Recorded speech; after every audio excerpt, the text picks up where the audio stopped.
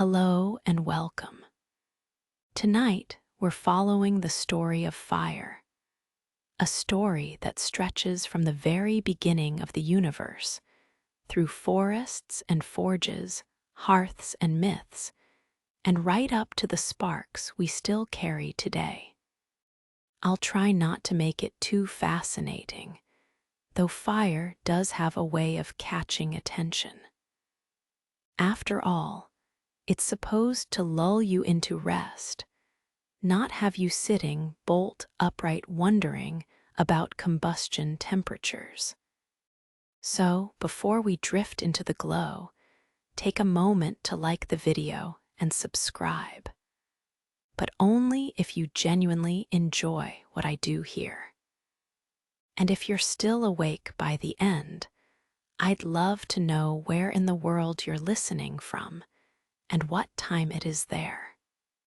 It's always a quiet joy to imagine these little flames of story glowing in different corners of the globe. Now, dim the lights, or maybe leave one glowing softly, like a candle in a window. And let's begin the long, slow history of fire together. The first flames weren't flames at all. At least, not the kind you could hold your hands near or roast a marshmallow over. To meet the first fire, we have to step back, far, far back, to the very beginning of everything. The Big Bang. Though bang makes it sound like a loud pop, an explosion with crackling sparks. In truth, it was more like a sudden release, a swelling of space, a burst of energy, light and heat spreading outward in all directions. It was the ultimate ignition. Temperatures soared higher than anything we can truly imagine. For the first few minutes, the universe was a seething furnace. No flames, no oxygen, no logs to burn, just pure plasma, matter and energy tangled together in a cosmic blaze. It's tempting to call this the first fire, but here it was stripped to its essence, heat and light. And even as the universe expanded and cooled, fire was woven into its fabric. The first stars lit up a few 100 million years later, collapsing clouds of hydrogen igniting nuclear fusion in their cores. Stars are fire on a scale we can barely comprehend. Not flickering orange tongues, but white-hot furnaces, millions of times larger than any earthly flame. You might say stars are the cosmos's hearths, burning for billions of years, steady and bright. And from them came everything we know, heavier elements forged in their fiery bellies and scattered when they died. The carbon in your cells, the iron in your blood, the calcium in your bones, all gifts of stars, born from fire.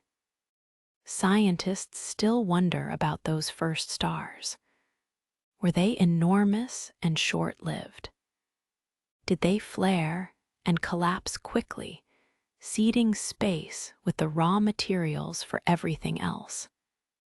The answers drift faintly in the background radiation, and in the light of galaxies too distant to see clearly. But what matters for us tonight is that the universe, from its first breath, has been warmed and lit by fire. Not just flames in the way we know them, but the deeper fire, the fusion of atoms, the heat that comes from transformation. As you drift here, in imagination, among those first stars, you might think of them as enormous campfires in a vast, cold wilderness. Scattered, patient, each one burning steadily, while the universe stretched itself wider and wider. No crackling sound, no sparks flying upward, just silent radiance, a fire so calm it could lull galaxies to sleep. And then, eventually, fire came home to Earth. But not yet. For now, picture yourself in that early cosmos, floating in the warm glow of stars just beginning to shine. The first embers of existence, the first warmth in the void. It wasn't fire as we know it, but it was fire enough to set the stage. Because without these first flames, there would be no planets, no oceans, no forests, no hearths, no us.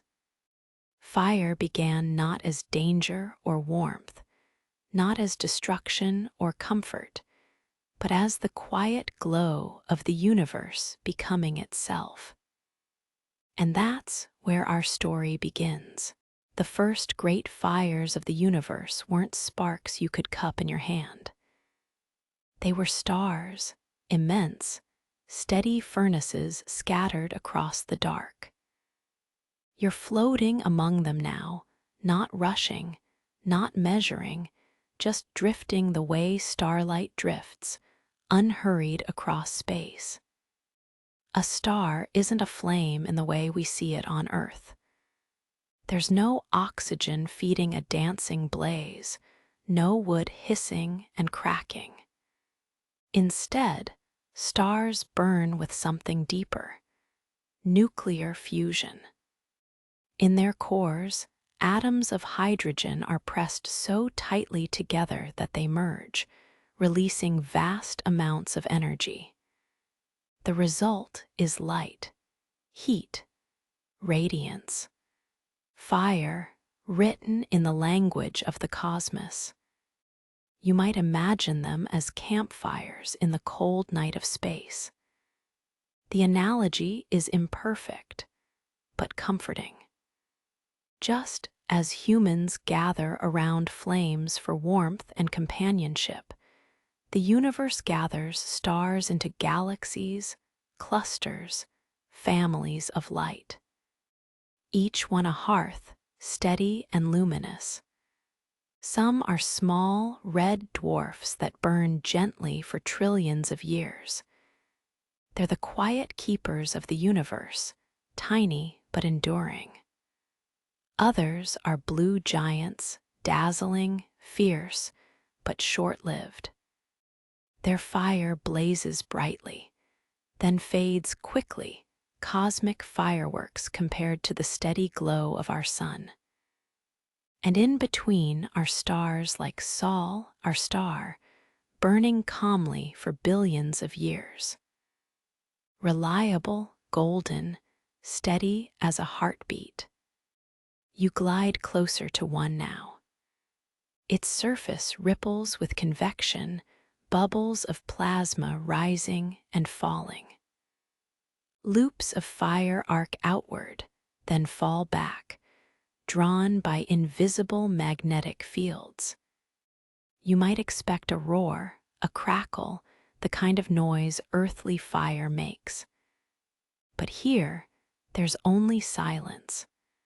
The fire of a star doesn't shout, it glows. Scientists still wonder at the sheer stability of these furnaces.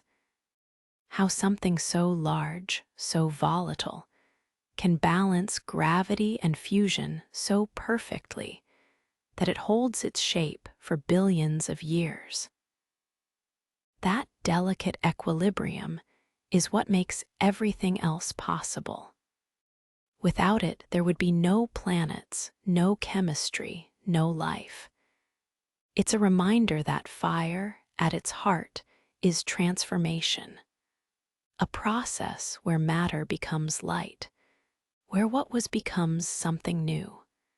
And stars give more than light. They give ingredients. The carbon, nitrogen, oxygen, and iron in your body were all forged in stellar hearts. Stars are not only fires of the sky, they are ancestors. As you float among them, you feel a quiet kinship. Not in a mystical sense, but in the deeply material one. You are quite literally star stuff. Stardust, ashes of fire given shape and breath.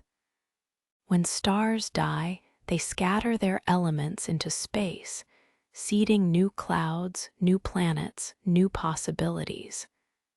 Fire becomes dust, dust becomes fire again. A cycle without haste. You pass now by a dying star, swelling into a red giant. Its fire is no longer steady, it pulses, shedding outer layers into the cosmos.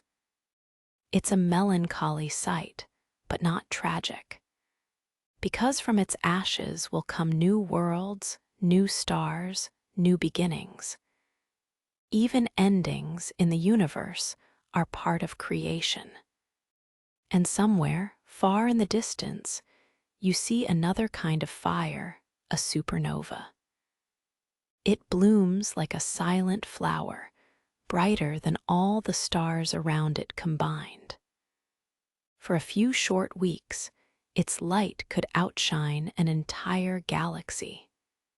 And yet, from here, drifting at a safe and timeless distance, it feels less like destruction and more like generosity. The star is giving everything it has back to the universe. These are fires far beyond reach, and yet they are the reason fire exists at all on Earth. Without them, there would be no carbon to build wood, no oxygen to feed flames, no spark to carry in human hands. So tonight, before fire becomes hearth, torch, or forge, we pause here. Among the stars, fires too big to imagine, fires too silent to hear, fires too patient to ever be rushed, cosmic hearths glowing in the dark. The stars burn steadily above, but down on a young Earth, fire looks very different. Not like hearths, not like torches, not like the soft flames we picture in storybooks. Instead, it arrives wild, uninvited, and raw. You drift closer to the planet Earth, still young, still restless, her crust thin, her air thick with strange gases. Oceans churn beneath a sky streaked with storms, and through the clouds, the first fire touches down. Lightning. Bolts slash across the heavens, white veins cracking against the dark. They strike forests, hillsides, plains, igniting what little vegetation clings to the land. Flames lick upward, orange and hungry, devouring brush and bark, then fading when the rain returns. These are fires without keepers. Fires that come and go, answering only to weather. And even before forests spread, Earth already knew fire. From deep below, her molten heart leaks upward. Volcanoes split the crust, spilling rivers of lava that hiss as they meet water, shaping the world with heat. You hover above one of these eruptions now. The ground rumbles silently beneath you. Magma surges, glows, hardens. Smoke curls upward in a lazy, endless column. It isn't chaos from here, it's rhythm. The earth exhaling fire again and again. For billions of years, this was the only fire Earth knew. Lightning's sudden fury, lava's slow glow. There were no eyes to watch, no hands to warm. Only flames that came and went indifferent to their beauty. Scientists still wonder how much these natural fires influenced early life. Lightning may have sparked chemical reactions in pools of water and gas, forming the first organic molecules. In that sense, fire didn't just change life, it may have helped create it. And volcanoes. They reshaped the air itself, belching gases that thickened the atmosphere, trapping warmth, balancing climate. Their fire helped write the recipe for habitability. It's humbling to think of fire as a creator, not a destroyer.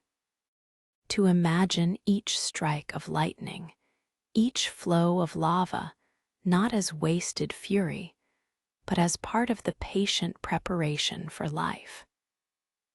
You drift over a prehistoric landscape, lightning flickering across a distant horizon, volcanoes glowing faintly through smoke.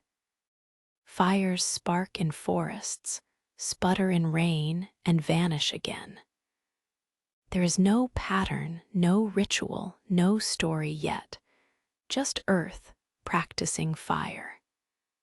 And perhaps it's comforting to know that before humans tamed it, fire belonged to the world itself. It didn't need us. It never has. It was here long before. It will be here long after. But soon, not yet, but soon, creatures would begin to notice. They would see flames in the dark, feel warmth against the chill, watch sparks rise like stars from the ground. And fire, which had been wild and wandering, would meet its first companions. For now, though, linger here. Watch the glow of lava painting the land. Follow a lightning bolt as it twists across the sky, strikes the earth, and blossoms into flame. These are the first earthly fires, uninvited, unkept, yet essential. The kind of fire that humbles, the kind of fire that reminds you, all light begins somewhere. The storms quiet now. The lava cools, settling into stone, and still fire lingers. By the time Earth has grown forests, great swaths of green stretching across valleys and mountains, fire has already claimed a place among them. You drift down into one of these ancient forests. Towering ferns arch overhead, their fronds broad and feathery. Giant horsetails rise like strange reeds, their stalks creaking gently in the wind. This isn't the forest, you know, no oaks, no pines, no birdsong above. Just the deep hush of an older world. And then lightning comes.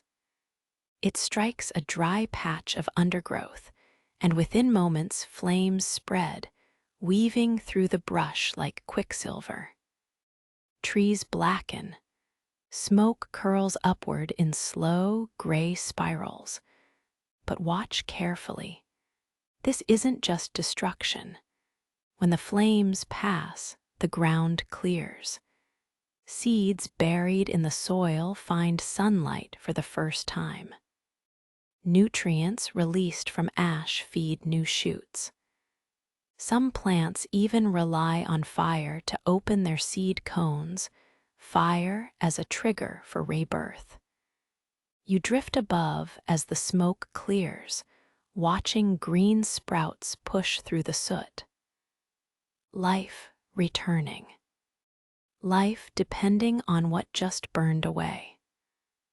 Wildfires shaped Earth's ecosystems long before humans. They sculpted grasslands, kept forests healthy, and made room for diversity to flourish. Fire was never just an enemy. It was a gardener, a recycler. a necessary pulse in the rhythm of the planet. Scientists still wonder how far back these fire cycles go. Charcoal fragments buried in ancient rock suggest that wildfires have been with Earth for hundreds of millions of years. Since plants first colonized land and filled the atmosphere with oxygen enough to burn. In other words, the moment there were forests, there were flames. Imagine that. Fire watching over the green, reminding it that growth and loss, creation and destruction are part of the same quiet cycle. You drift deeper into the forest now, where a patch that burned years ago has returned in vivid green. Taller, thicker, richer than before. It's easy to see the fire scars on tree trunks, the blackened lines, the hollowed bark. But it's also easy to see the life that followed. Even animals adapted. Insects thrive in burned wood. Some birds nest in fire-cleared landscapes. Grazing creatures move quickly to new growth sprouting in the ash. Fire doesn't end their world, it resets it. And in that way, it carries the same lesson it always has. Endings aren't endings. They're beginnings in disguise. It's worth pausing here to reflect. Fire is older than myth, older than humankind, older even than the first mammal to watch it flicker. It belongs to the earth itself. Humans didn't invent fire. We didn't create it. We merely arrived late to a very old story. So linger for a moment longer in this prehistoric forest, watching flames flicker, fade, and give way to green. There is no fear here, no waste, no battle between good and bad. There is only rhythm, only balance, only fire doing what fire has always done, making room for what comes next. The forests burn and regrow, the cycle continuing for millions of years. But now, the scene shifts. Something new appears among the trees, figures moving on two legs, smaller than the animals around them, but carrying something no other creature truly notices. Curiosity, you drift closer. It is early humanity, or perhaps even earlier, our ancestors, huddled beneath rock shelters, wrapped in furs and shadows. They've seen fire before. They've watched it from a distance. Lightning strikes igniting trees, lava flows glowing red against the night, grasslands flaring under dry skies. But tonight, they are closer. The fire is not just something to fear. It is something to approach. You hover at the edge of a clearing, where flames rise from a tree struck hours ago. The smoke curls upward, gray against the twilight. Sparks scatter like stars at ground level. The humans creep nearer, step by cautious step, eyes wide with both terror and fascination. One stretches a hand forward, then pulls back at the heat. Another tosses a stick into the fire, watching it hiss and glow. They don't know what they're doing. They don't yet understand, but they are learning. This is humanity's first relationship with fire, not mastery, just acquaintance. Fire is a stranger they're trying to befriend. Scientists still debate when exactly this happened. Some evidence suggests that hominins may have used fire over 1 million years ago, perhaps even earlier. Others argue that true control, true intentional use, came much later. But the when doesn't matter as much as the feeling. Imagine it, the cold night pressing in, predators lurking beyond the dark, and then this, a glow, a warmth, a barrier. A thing that drives back shadows and teeth. The first time a human warmed chilled hands by a fire must have felt like magic. The first time someone noticed that cooked meat was easier to chew, that tubers softened in flame, that sparks could be carried from place to place, the world changed. You drift above them now, watching sparks pop into the night. The fire crackles, not like the silent stars, but with a voice. A language of hisses and sighs, a rhythm both soothing and wild. They don't yet know how to make it. Not truly. Fire, at this point, is a gift. Something borrowed from lightning or lava, carefully tended, carried in embers, protected in bark or shells. If it goes out, they must wait for another storm, another strike. And so, fire becomes precious. A sacred visitor. It brings safety from the cold. It keeps predators away. It gathers people close, forcing them into circles, into conversation, into community. No one writes it down, of course.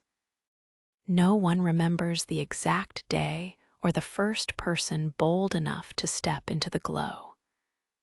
But here, in this clearing, you see the moment fire ceases to be only Earth's and becomes, in some small way, humanity's. Still wild, still dangerous, but shared. You hover above the flickering flames, watching shadows dance across faces painted with wonder. They don't yet know it, but everything will change from this point forward. The story of fire has turned a page. And you, like them, are warmed by it. The first fire was a gift, caught from lightning, borrowed from lava, or rescued from a dying tree. But once humans knew its warmth, its glow, its protection, they faced a problem. How to keep it alive? You drift now into a scene far older than cities or tools of metal. A band of humans, nomadic, moving across plains, follows herds and seasons. But at the center of their group, carefully guarded, is not an animal, not a possession, but a flame. Not roaring, not blazing. Just embers, wrapped in bark or cradled in hollow wood, carried gently from camp to camp. They couldn't yet summon fire at will, but they could protect it, feed it, and coax it back to life when the night grew cold. Imagine the reverence. The one holding the ember was holding not just warmth, but survival. A group could lose many things and still recover. But if the fire went out, all the fire, they were at the mercy of storms and chance. So fire became not just useful, it became sacred. You drift close, watching a woman kneel to tend a smoldering log. She blows softly, coaxing flame from red glow. Smoke curls upward, then light bursts, fragile but alive. Around her, others gather, offering twigs, dried grass, bark. And slowly, the fire returns. The relief in their faces is unmistakable. This, perhaps, was humanity's first true ritual. Not religion, not myth, but the practice of keeping something alive outside of themselves. Scientists still wonder when humans first learned to make fire, to strike sparks from stone or spin heat from wood. Estimates range from hundreds of thousands of years ago to less than 1 million.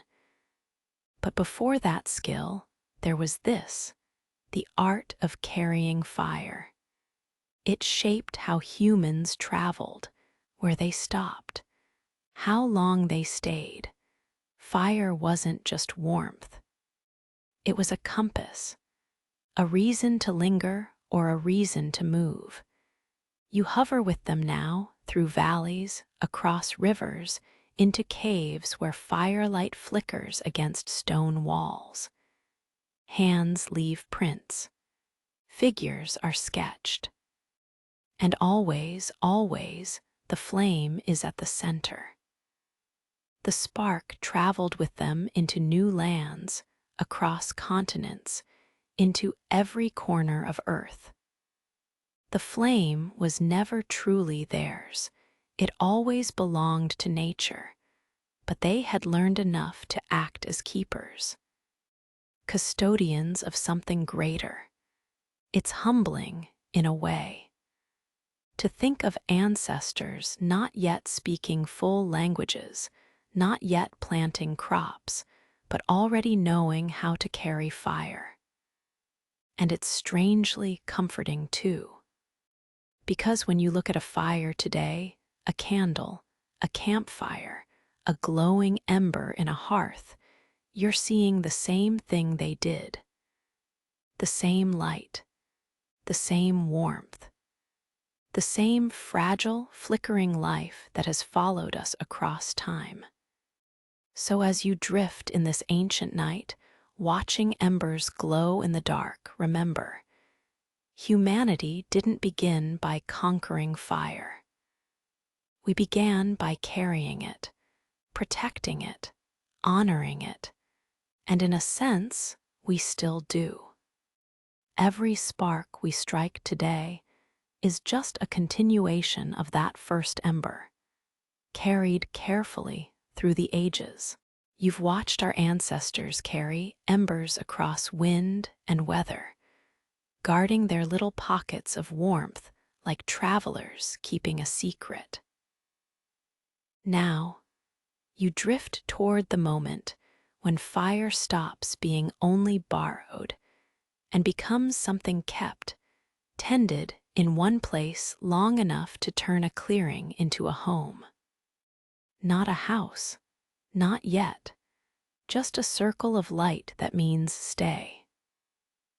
I promise I'll try not to make this too fascinating.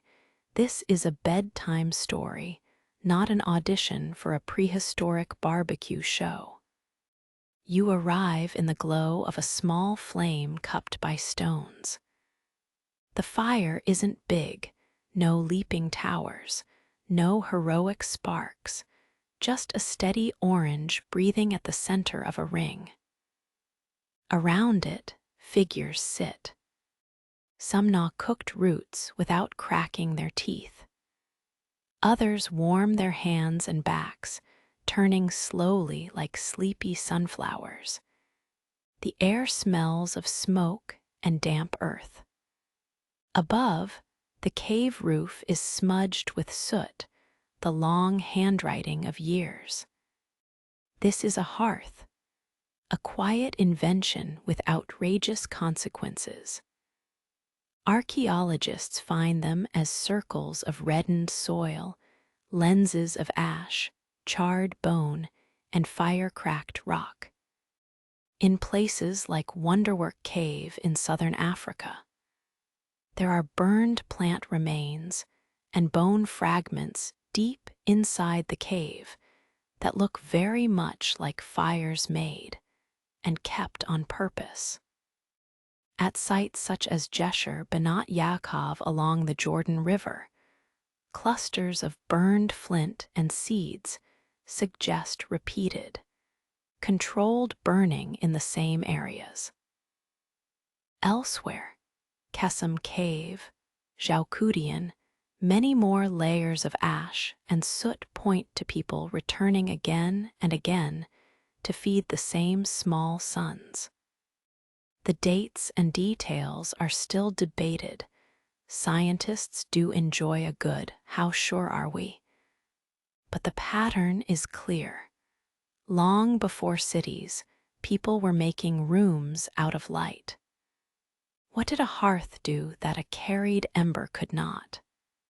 It slowed time. It turned a passage into a pause.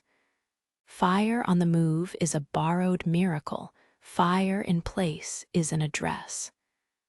First, there's cooking. It sounds ordinary, but it was quietly revolutionary. Heat softens roots, releases calories locked behind stubborn plant fibers, kills parasites, and makes meat safer and easier to chew. With less time spent gnawing, mouths and jaws could change. With more energy extracted, bodies and brains could, too. I won't say cooking made us human. That's a crowd-pleasing line with a long bibliography. But it certainly made evenings calmer and meals less like wrestling matches with a raw tuber. Second, the hearth is a clock. The day no longer ends when the sun does.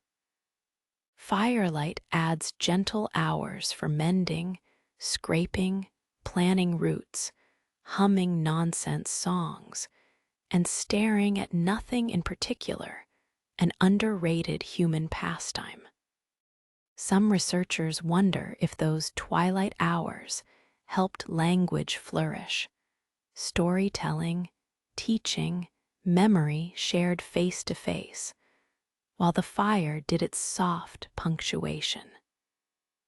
We don't know for sure, but it's pleasant to imagine a first story told with a smoky exhale for drama.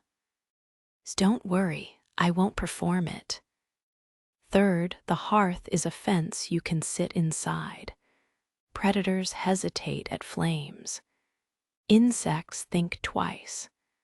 Mosquitoes, on the other hand, simply file a complaint and return later.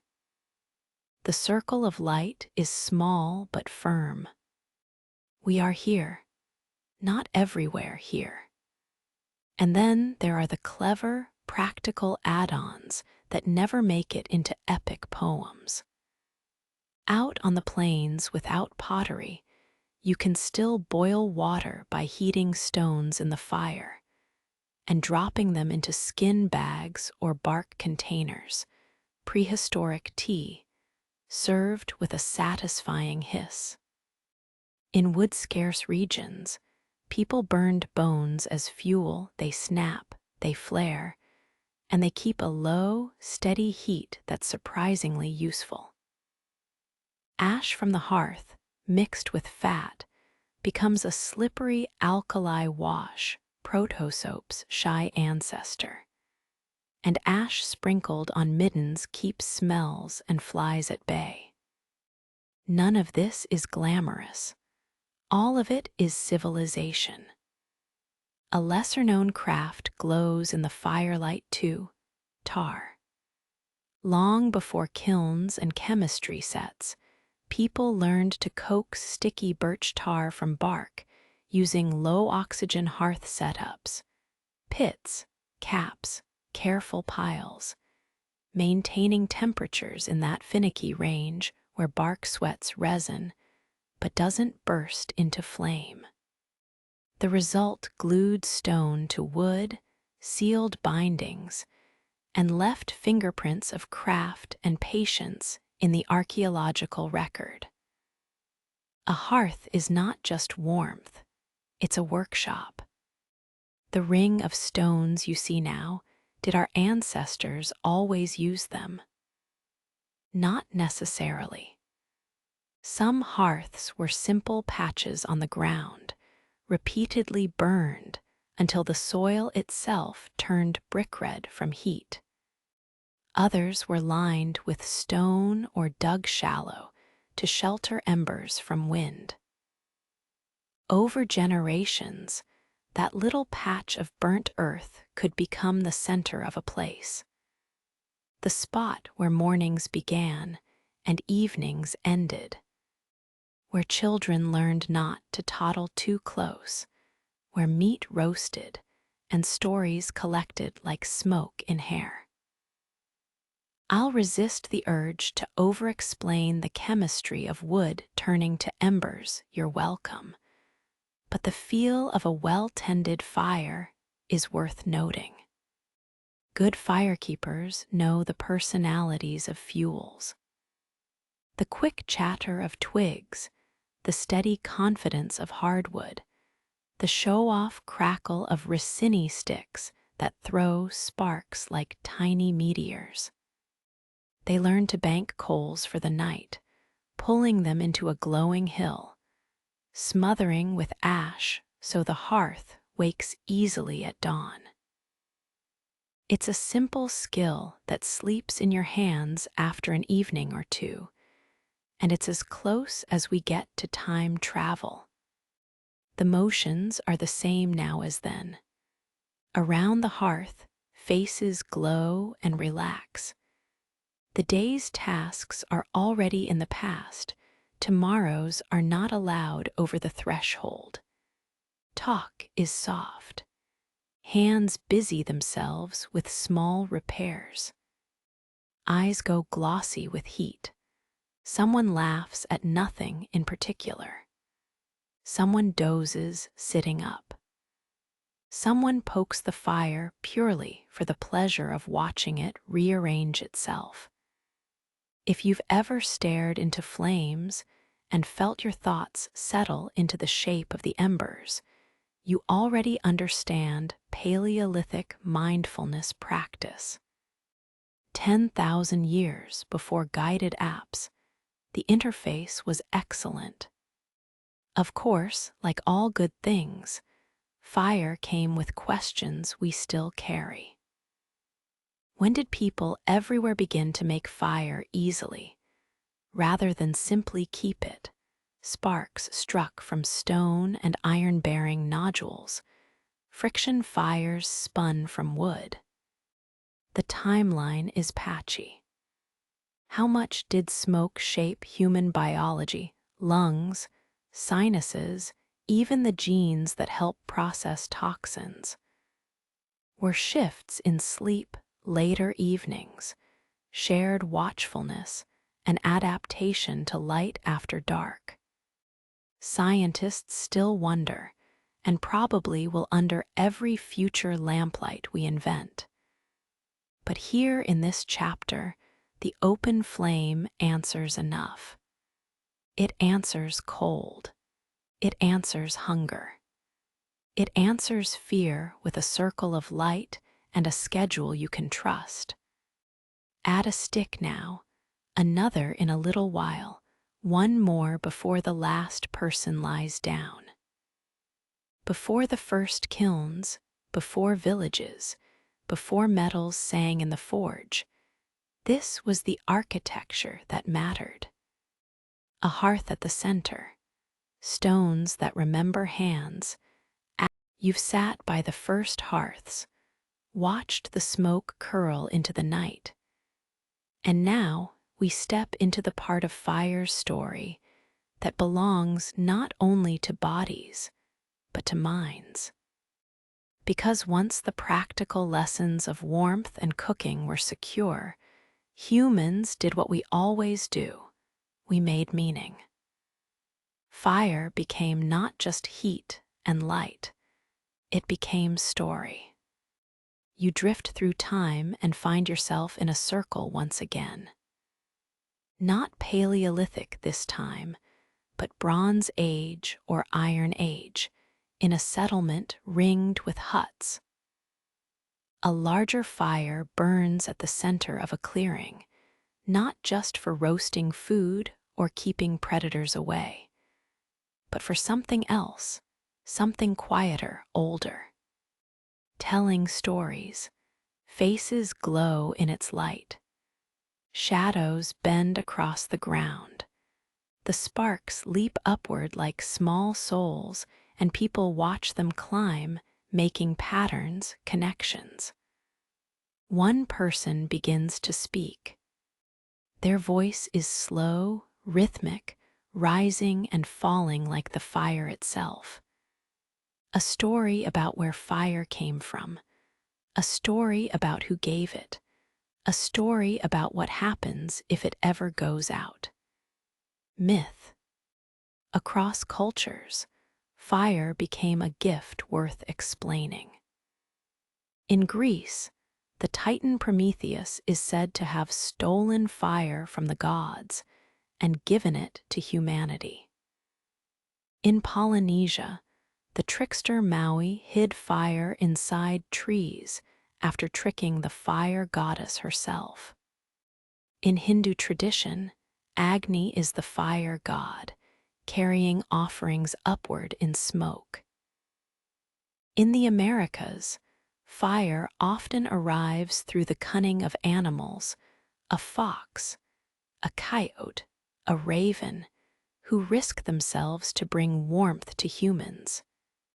The details shift, but the pattern is the same. Fire is precious, powerful, not something to take lightly. If you needed proof, all you had to do was touch it. You drift now through a temple where flames are kept alive year after year. In Greece, the hearth goddess Hestia's flame was never allowed to die. In Rome, the Vestal Virgins tended an eternal flame at the heart of the city, its light symbolizing continuity, protection, the city's very breath. In Persia, the fire temples of Zoroastrians housed flames that were both practical and sacred, fed with care as symbols of truth and purity. A flame that goes out is not just a nuisance. It's an omen. And in this way, fire bound itself to memory. People began to measure time with it. Lamps lit at dusk, torches carried in ritual, bonfires marking seasons, festivals of light in winter celebrating the flame that refuses to die in the dark. Scientists still wonder whether these myths were born from the sheer necessity of fire, because losing it could mean death, or if something in the human mind naturally associates flame with spirit. After all, both flicker, both vanish, both can be rekindled. Even language carries the memory. To be inspired once meant to be breathed into. To feel passion or fervor is to burn with emotion. We still talk of sparks of love, fires of anger, embers of memory. Fire became the metaphor for the unseeable inside us. You drift from culture to culture, watching flames flicker in different colors, in different rituals. A torch carried to light the games in ancient Olympia. A funeral pyre, smoke spiraling upward as a soul's last journey. A candle lit in prayer. A festival of lanterns drifting across rivers or up into the sky. And beneath all of it, the same hearth, the same ancient comfort. People staring into flames, weaving stories, reminding one another that this small, flickering thing connects us not just to each other, but to something larger, gods, spirits, ancestors, the mystery of existence itself. The myths aren't history in the scientific sense. They're history in the human sense. They remind us what fire felt like before we could strike a spark at will. Precious, risky, alive. And maybe tonight, As you let your eyes grow heavy, you can feel a little of that too. Not fear, not urgency, just respect. The same respect our ancestors felt when they whispered to each other about the origins of fire. It wasn't just a flame, it was memory, it was story, it was meaning. And we still carry those embers. The myths linger like smoke in the air, curling upward into memory. Now you drift further into time, past the fire circles of stories, and into the workshops of stone and flame. You arrive in a clearing where stone tools lie scattered on the ground. Flakes of flint, sharp edges chipped with care, bones cracked open for marrow. Fire burns nearby, not only as warmth, but as a quiet assistant, a tool in its own right. Here, in the long stone age, fire becomes less mystical and more practical, though no less precious. People heat stones until they glow, then plunge them into water to boil food, even before pottery exists. They use heat to harden wooden spear tips, to make them bite deeper and last longer. They set grasslands alight to flush out animals, guiding the hunt with flames. And sometimes they burn forests deliberately, clearing land, encouraging new growth, shaping the environment with smoke and ash. This is fire as technology. You watch a group prepare flint by heating it gently in a fire pit. The stone cracks more predictably afterward, making sharper, cleaner blades. It's early material science, performed not in a lab, but in the open air with careful eyes and patient hands. They didn't know the chemistry. They didn't need to. The results were enough. It's humbling, isn't it? Fire wasn't only survival. It was craft. Scientists still debate exactly when humans began controlling fire this way. Evidence of fire-treated stone tools appears in Africa nearly 160,000 years ago. Other sites suggest even earlier experiments. We may never pin down the first spark of innovation, but the evidence keeps whispering. People learned not just to keep fire, but to ask more of it. Cooking, too, deepens in this age. With regular fire, diets expand.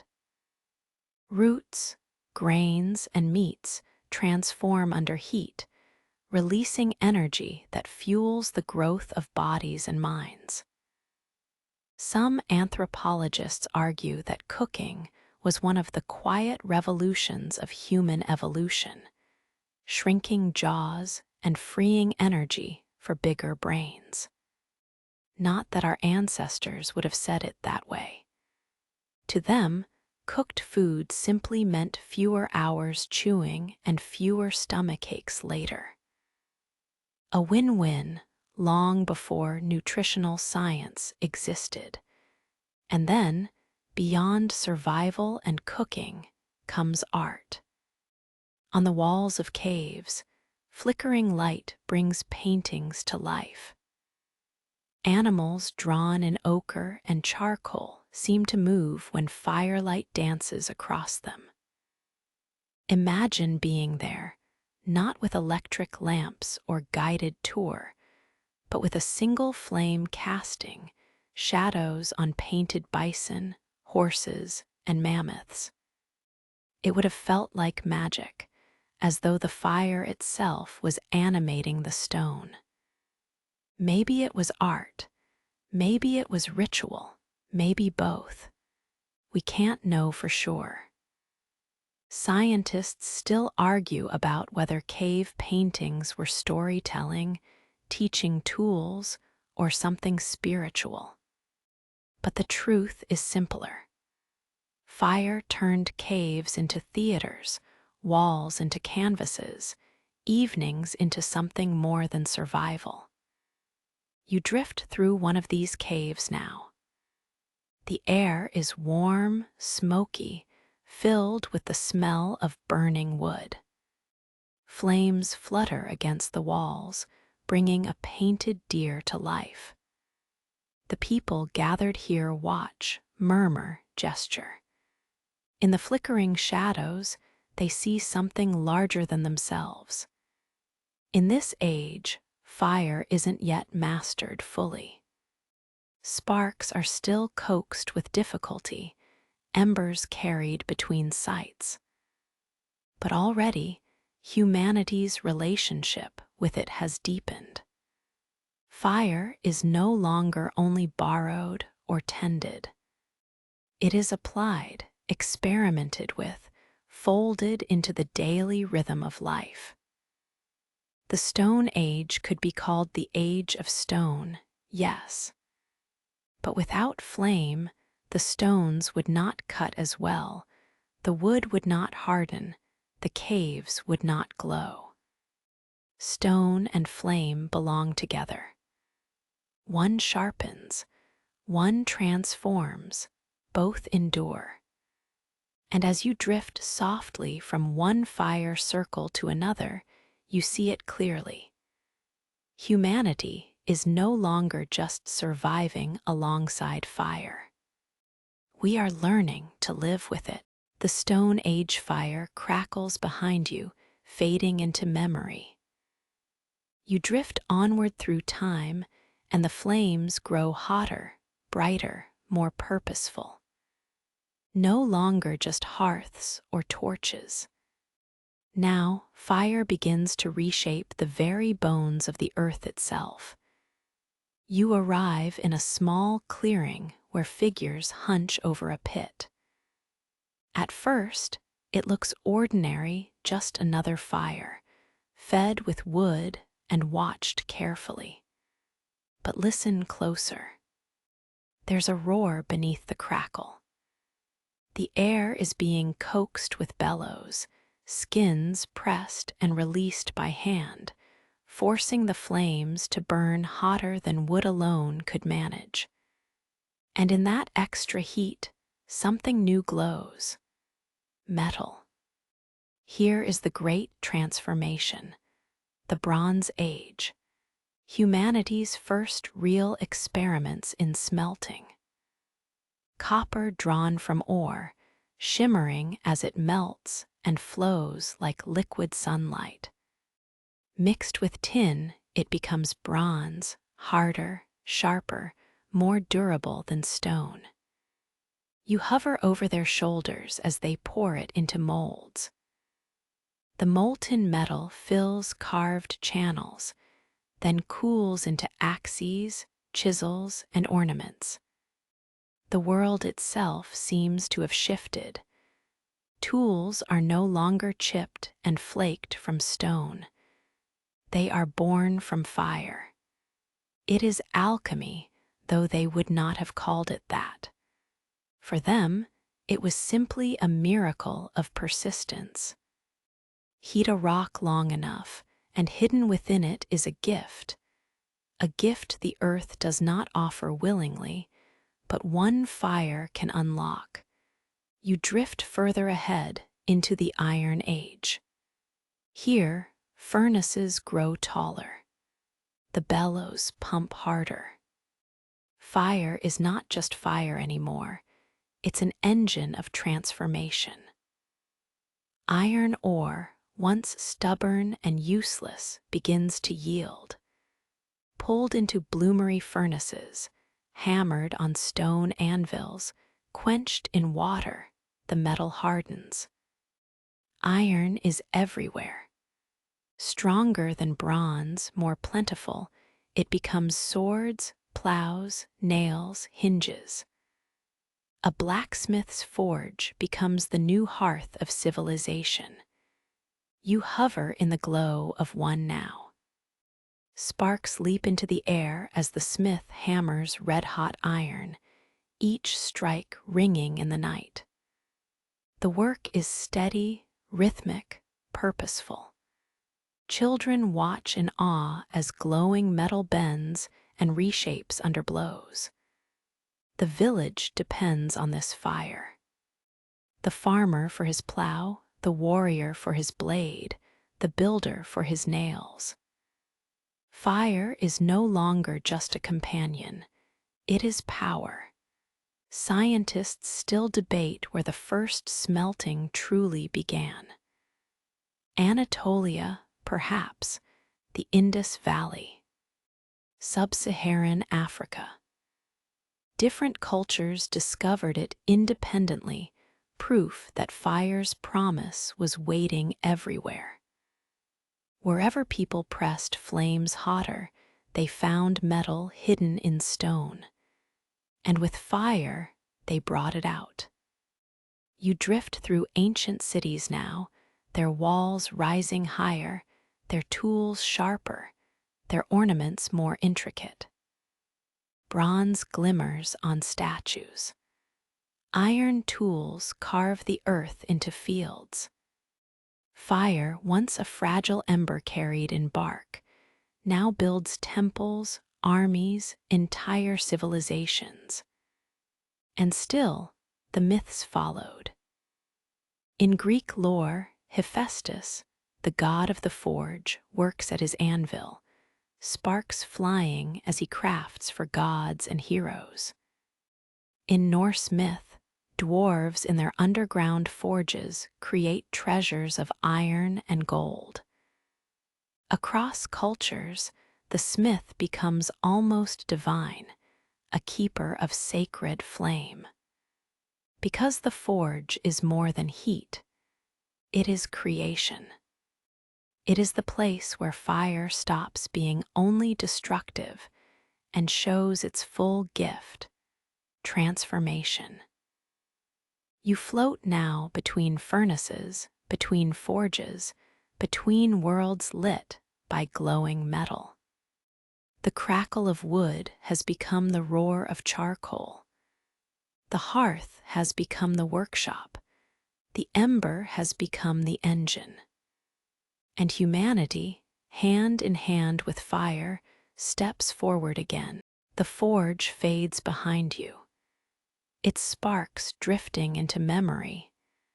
And now you enter the age of cities, places where fire is no longer only practical, but symbolic, ritual, and sometimes dangerous. You drift above the rooftops of ancient Athens. In the center of the city, within a temple to Hestia, a flame burns steadily. It is never allowed to die. Priests tend it day and night, feeding it carefully with wood, shielding it from wind. This flame is not for cooking or forging. It is for presence, for continuity, a reminder that as long as it burns, the city itself endures.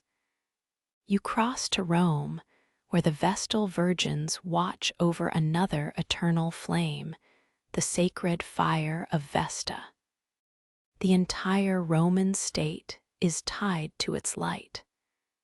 If the flame ever went out, it was seen as a bad omen, a threat to the empire's well-being. Punishments were severe for neglect, for fire had become something more than survival. It had become destiny. Other cultures kept sacred flames, too. Zoroastrian temples in Persia maintained fires that represented truth and purity.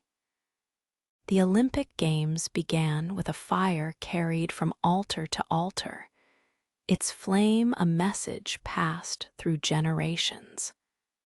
Fire was a witness, a silent partner in rituals, promises, offerings.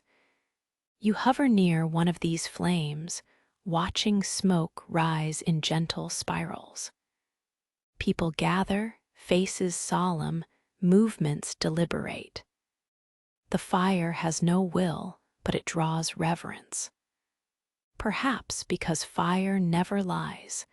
It burns or it does not. It is or it isn't. And yet, in cities, fire was also fear. You drift now into narrow streets of ancient Rome again, this time at night. A lamp flickers in one window, then another. Oil spills, a gust of wind, and suddenly a blaze leaps upward, racing across rooftops. In cities built of wood, fire spreads like gossip, unstoppable once begun. The Great Fire of Rome. The Great Fire of London. Dozens more, less famous, but no less devastating. Flames that once meant warmth now mean ruin. You see panicked figures, buckets of water passed hand to hand, futile against walls of heat. Stone blackens. Roofs collapse. The city that depended on fire now fears it. And yet, from ashes, people rebuild. Again and again, fire teaches that destruction and renewal are never far apart. Scientists still wonder how ancient fire brigades worked, how effective they were, whether city design itself, the spacing of houses, the materials used was born partly from this fear. The archaeology of ash layers tells stories of fires, fury written in soil. But not every city fire was disaster. Some were deliberate bonfires lit for festivals, celebrations, signaling change. Flames carried in processions. Towers lit with torches. Fire as spectacle, not just danger. You drift now above such a festival. It is night, and the entire square glows with lanterns, torches, sparks lifting into the sky. Music plays, feet stamp, voices rise. For a moment, fire is not sacred, not feared, but joy. That's the paradox, isn't it? Fire has always been two things at once: comfort and danger, symbol and tool, blessing and curse. And cities, more than anywhere, knew both sides. You float now above a silent flame in a temple, then above a street smoldering after ruin. Both belong to the story. Both are true. Fire kept alive, fire out of control. And always humanity in the middle, watching, tending, fearing, celebrating. The ember in the hearth had grown into something larger. The fire at the heart of a city. The sacred flames and city fires fade behind you. And now the story narrows again, from empires and temples back down to something more personal. Fire not as roaring disaster or state ritual, but as the small, steady companion of night. You drift into an evening thousands of years ago, long after the sun has set. Darkness presses against the edges of a village. Beyond the fields, the forest is only shadow. But here, along the paths and inside the homes, little flames glow. Candles, lamps, lanterns, each one small, each one fragile, and yet each one enough. The first lamps were humble, shells, stones, or carved bowls filled with oil and fitted with a wick. They gave just enough light to sew, to read, to sit in company after the sun was gone. The flame flickered, steady, but not too bright, a glow that carved out a pocket of safety against the dark. Candles came later, wicks dipped again and again into tallow or beeswax, built up slowly until they could burn for hours. Their smoke smelled faintly of honey or of fat, depending on what you could afford. Simple, ordinary, and yet quietly revolutionary. With a candle, the night was not total. And then lanterns, light wrapped in wood, in horn, in glass, so the flame could travel. A torch to guide a path. A lantern to hang from a post. A beacon against the dark. You drift through centuries of nights lit this way. A monk bends over parchment, candlelight pooling on ink. A sailor trims the wick of an oil lamp in his cabin, waves creaking against the hull outside. A child holds a lantern carefully, walking a dirt path home. The world before electricity was a world measured in flames. And though the light was dim by our standards, there was a kind of softness to it. A candle doesn't glare. A lantern doesn't flood a room. They flicker. They breathe. They remind you that fire is alive, even in its smallest form. Scientists still wonder when exactly the first controlled lamps were used. Some evidence points to caves in Europe over 40,000 years ago, where stone lamps burned animal fat. Others argue for independent inventions across different cultures, each one finding its own way to coax longer life from flame. But the details hardly matter when you imagine the feeling. A single light in the dark, enough to keep writing or weaving or simply thinking. Enough to push back shadows, but not so much that you forget the night is there. There were grand uses too, lighthouses lit to guide ships, giant torches set along city walls, processions of lanterns marking festivals and holy days. Fire in the night was both practical and beautiful. And even now we keep that memory. Candles at a dinner table, lanterns on a path, the glow of firelight in places that don't need it anymore, but where we still want it. Because electric light may be brighter, but it doesn't flicker. It doesn't whisper. It doesn't remind us of our place in the long story. You drift through a darkened room now, where a single candle burns on a table. Its light stretches just far enough to touch the walls, just enough to make shadows lean and dance. It's nothing compared to the sun, nothing compared to the stars. But for whoever sits in that circle of glow, it is everything. The night feels less endless. The silence feels less heavy.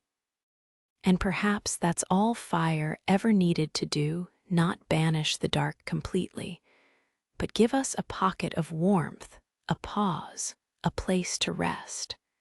So linger here a while. Watch the flame bend and sway. Let your breath slow to match it. Lanterns, candles, firelight, the small, steady guardians of night. The candle flickers, the lantern glows. But now the story of fire grows larger again. You drift forward in time, past quiet hearths and lamplit rooms, into the roar of the Industrial Revolution, an age where fire stopped being just a companion and became an engine. you find yourself inside a workshop in the 18th century. It is not quiet. Bellows pump, pistons thud. The glow of furnaces lights iron beams and brick walls. Here, fire no longer just cooks food or warms hands. It powers machines. Coal is piled high, black and unassuming, yet carrying centuries of ancient forests within. When burned, it releases the stored sunlight of ages. That concentrated fire feeds steam engines, which hiss and clank, turning wheels, driving pumps, and pulling trains across landscapes. You drift over a great iron boiler, steam building beneath its lid. Workers shovel coal endlessly into the hungry mouth of the furnace. With every shovel, the fire breathes harder. With every breath, the world changes. Textiles spin faster. Mines dig deeper. Ships sail without sails, their engines churning oceans into foam.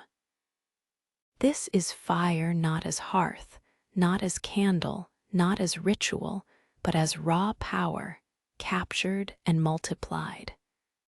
Scientists still debate whether fire-driven industry was inevitable. Did it have to happen this way, with coal and smoke and soot? Or might we have found gentler fuels sooner? The question lingers like haze over old cities, where chimneys once poured black smoke into the sky. But what cannot be doubted is the transformation. Fire became locomotives rattling across continents. Fire became steamships shrinking oceans. Fire became turbines, presses, smelters, machines that stretched human reach farther than ever before. You drift into a train station now, somewhere in the 19th century. The platform trembles as a locomotive pulls in, its engine hissing, its chimney coughing smoke into the air. People scatter, some awed, some anxious. A creature of iron and flame, tamed only enough to run on rails. And beyond transport, fire still worked in forges, only larger, hotter, more relentless. Steel mills glowed like artificial suns. Rivers of molten metal poured into molds, sparks leaping like fireworks into the dark. Entire cities were built on this glow: Pittsburgh, Sheffield, Essen, their skylines defined by furnaces. You hover above one of these mills, watching flames lick upward from open hearths, workers silhouetted against orange light. To them, it was labor. To you, drifting quietly centuries later, it looks like a volcano in a cage. Not all of it was beautiful. Fires broke free, too, great industrial blazes devouring factories, oil fields, even whole towns. Cities like Chicago and San Francisco were reshaped by flame. Once again, humanity learned both sides of its companion, the engine and the enemy. And yet, in quieter corners, fire's gifts were gentler.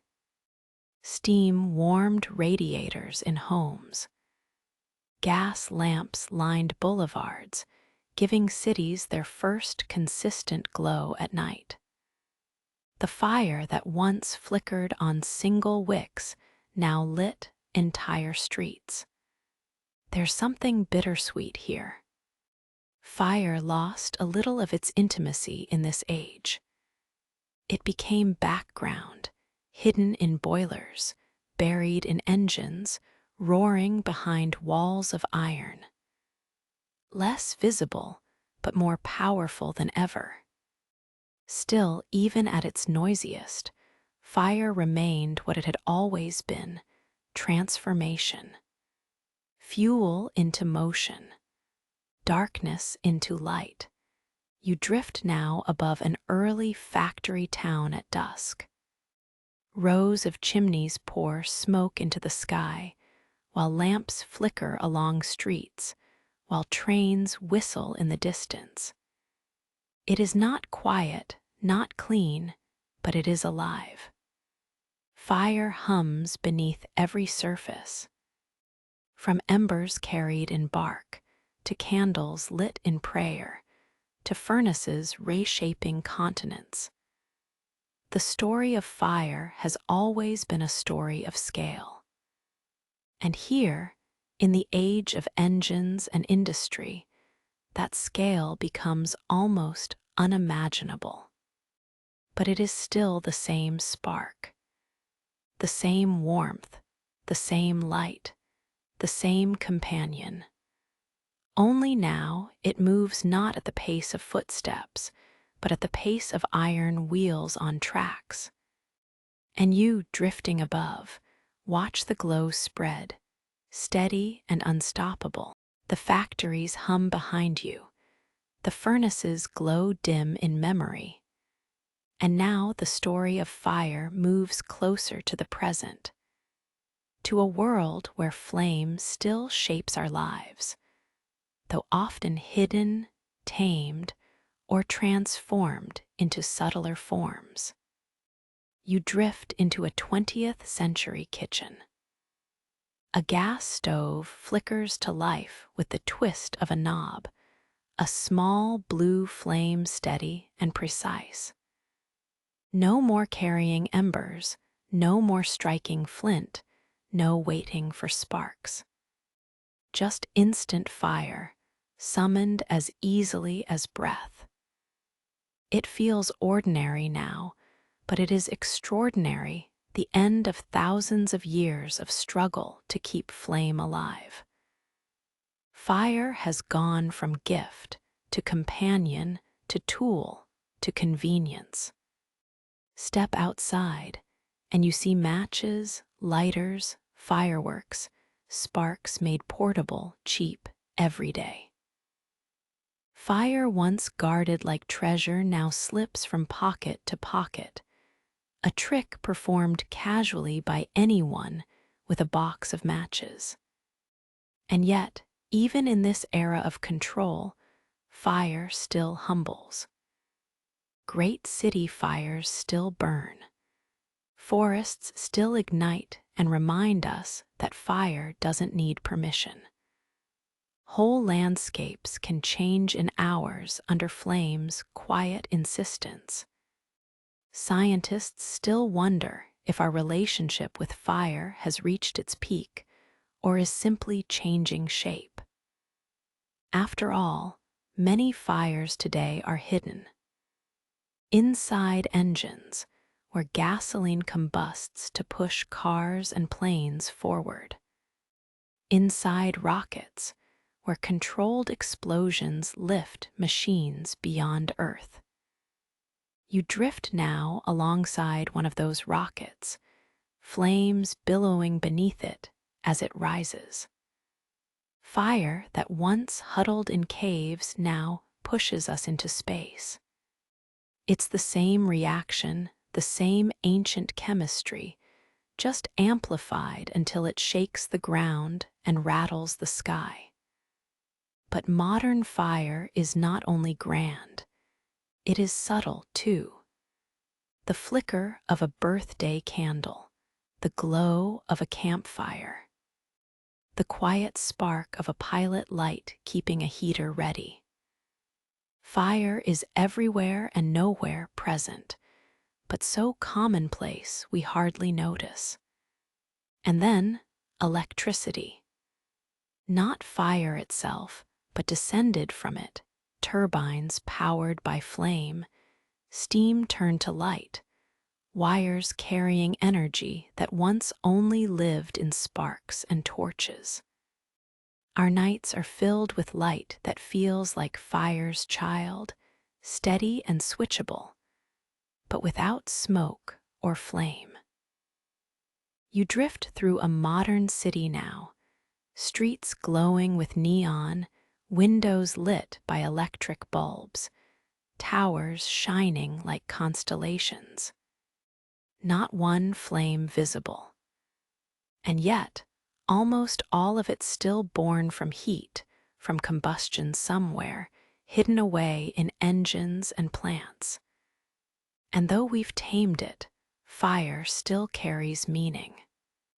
We light candles for memory, lanterns for festivals, flames for ceremony. Eternal flames burn in memorials around the world, a reminder that some fires are not meant to end. It's strange, isn't it?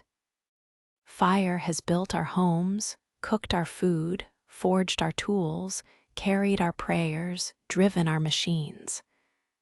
And yet, when we gather to honor, we still choose flame. Not electricity, not lasers, flame, because it flickers, because it breathes, because it feels alive in a way no other light does. You hover over a small group now, sitting around a campfire. Their phones are nearby, their cars parked not far away. They could light the night with LEDs brighter than any torch. But here they sit, eyes fixed on orange flames, hands warming on the same glow their ancestors watched. The world has changed. Fire has changed, but our hearts still lean toward its light. From matches to rockets, stoves to candles, city grids to eternal flames, fire is both everywhere and still special. And as you drift above this modern scene, you realize it was never just about heat. It was never just about cooking or forging. It was always about connection, to warmth, to each other, to something larger. And even now, in the modern age, we keep it close. The modern city lights dim behind you now, and we arrive at the quiet end of fire's long journey. Not as an engine, not as disaster, not even as a tool, but as a symbol. You drift toward a single flame, small against the dark. It burns steadily, sheltered from wind, tended carefully. It does not cook food, it does not melt metal, it does not power a machine. It simply exists, an eternal flame. You've seen them across cultures, across centuries. In temples of Greece and Rome, flames that never went out. In Zoroastrian fire temples, glowing for generations. In modern cities, memorial flames burning for the fallen, for the unknown, for the remembered. They are not practical, they are promises. The flame whispers, "We will not forget." The flame reminds, light continues even when lives do not. And so fire, once wild lightning in ancient forests, once lava spilling from Earth's young crust, once embers carried carefully in bark, becomes something gentler at the end of its story. A companion for memory. You float closer to the eternal flame, watching it bend and sway with invisible drafts. Its glow is fragile, but its meaning is strong. People gather not for warmth, not for cooking, not for protection, but for reflection. Fire, after all these ages, still holds us, and maybe that's because it mirrors us. Fire is fragile, it dies if neglected, it flares if uncontrolled. It requires balance, tending, care, just like us. Scientists still wonder if fire was truly the first technology. Older than the wheel, older than agriculture, the one invention that allowed all others to follow. And whether or not that's true, it's hard to deny. Without fire, the world we know would not exist. Yet here, at the end of this journey, it is not technology we feel. It is not power. It is not even survival. It is presence. The flame flickers, steady and calm. You imagine it carried forward, hearth to hearth, candle to candle, torch to torch, across the long chain of human history. Never the same flame, yet always connected. Like a song sung across centuries. Like a memory retold until it becomes truth. Like a heartbeat passed from one generation to the next. And as you drift back now, away from temples, away from furnaces, away from the myths and the machines, you realize the story of fire is also the story of us. We didn't invent it, we didn't control it completely, but we walked beside it, and in its glow we became who we are. So as this long, slow history comes to a close, imagine yourself beside one last fire. Not a roaring blaze, just a steady flame. Enough to warm your hands, enough to light the faces of those nearby, enough to remind you that you are part of something ancient and enduring. The eternal flame does not shout. It does not hurry. It does not demand. It simply is. And maybe tonight, as you close your eyes, you can feel a little of that too. A quiet presence, a gentle glow, a flame that will keep burning even as you drift into sleep. And now the story of fire grows quiet, as all flames do. From the first light of the universe, to stars burning across galaxies, to hearths and candles and engines, we followed fire through time. And yet, here at the end, the glow is soft, steady, almost like breath. So let yourself breathe with it. Slowly in, slowly out, no rush, no force, just the steady rhythm of being here, of resting. You are safe in this circle of light. The darkness outside is not an enemy. It is simply the space where light can rest. The flame does not need to roar to matter. It flickers gently, and that is enough. You might picture yourself sitting beside an old hearth, stones warm, air faint with smoke, shadows playing on the walls. Or perhaps a single candle burning on a windowsill, its light stretching just far enough to soften the night. Or maybe just embers, glowing red, waiting patiently until morning. Whatever image comes, hold it lightly, then let it drift. You do not need to tend this fire tonight. You do not need to carry embers through storms or strike sparks from stone. You only need to rest. The flame will keep. The world will keep. And you can let go. Feel the warmth spreading softly through your body. Feel your breath settling into a slower rhythm. Feel your thoughts dimming like coals, glowing less brightly, fading into stillness. There is no hurry. No task left undone. Only calm, only night, only sleep. So close your eyes a little heavier. Let the glow recede. Let the silence of the universe wrap around you like a blanket. You are safe. You are warm. And the flame, eternal and gentle, will be here when you wake again.